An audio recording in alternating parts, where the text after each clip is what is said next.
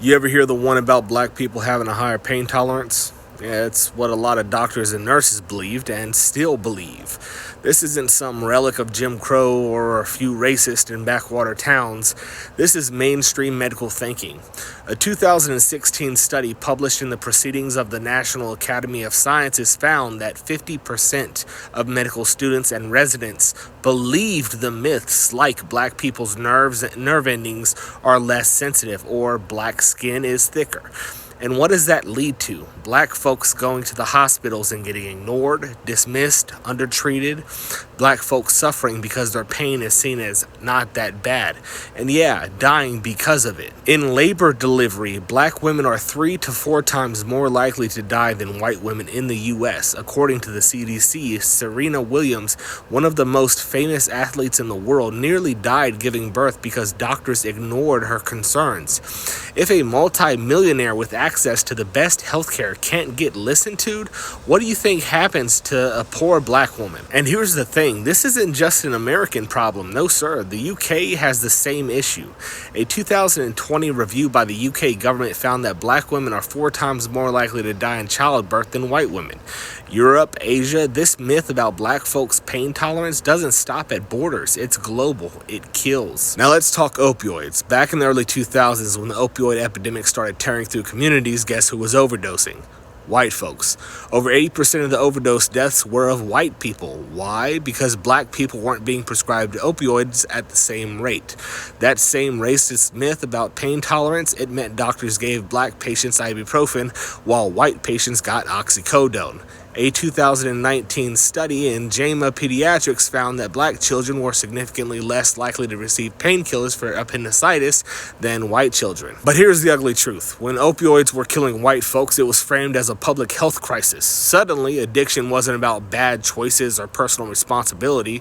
It was a disease about helping addicts. But go back to the crack epidemic in the 80s.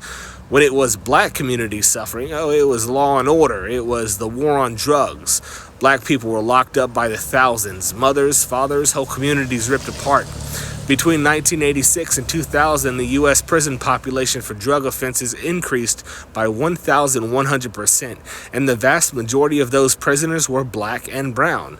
The 13th Amendment allows for slavery as punishment for a crime, so let's call it what it is: modern-day slavery. Don't take my word for it. John Ehrlichman, Nixon's domestic policy chief, admitted it outright. He said, "We knew we couldn't make it illegal to be either against the war or black, but by getting the public to associate the hippies with marijuana and blacks with heroin, and then criminalizing both heavily, we could disrupt those communities. We could arrest their leaders, raid their homes, break up their meetings, and vilify them night after night on the evening news. Did we know we were lying about the drugs? Of course we did. They lied. They knew exactly what they were doing. Crack didn't just show up in black communities. The CIA's own declassified documents admit it. They allowed cocaine trafficking to fund covert operations.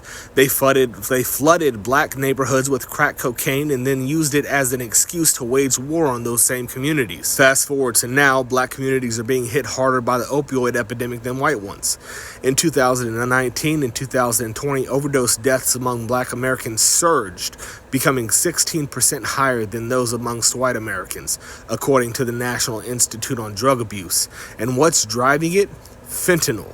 That stuff is 100 times stronger than morphine and 50 times stronger than heroin and cheap to make. It's everywhere, mixed with heroin, cocaine, fake pills, and killing black folks at staggering rates. Why? Why is fentanyl flooding into black and brown neighborhoods? Sure, poverty plays a role, addiction thrives in desperation, but you have to ask, how does so much of this poison make it across borders? Why are the hardest hit areas the same communities deliberately sabotaged for decades? Here's the brutal truth. The system has always used drugs as a weapon against black people, against poor people, against anyone they want to control. Crack in the 80s, opioids now, it's the same playbook. It's by design. The government doesn't see these lives as worth saving, they see them as disposable. And now we've come full circle. Some politicians are ditching the health crisis language and reverting to the law and order, pushing for harsher penalties, mandatory minimums, more arrests, treating the opioid epidemic like a criminal issue. Sound familiar? Yeah, they're gearing up for another war on drugs. And who do you think they'll target this time. So don't sit here and tell me the opioid epidemic is just a tragic accident. This is white supremacy in action. It's deliberate, it's calculated, and it's killing people every damn day.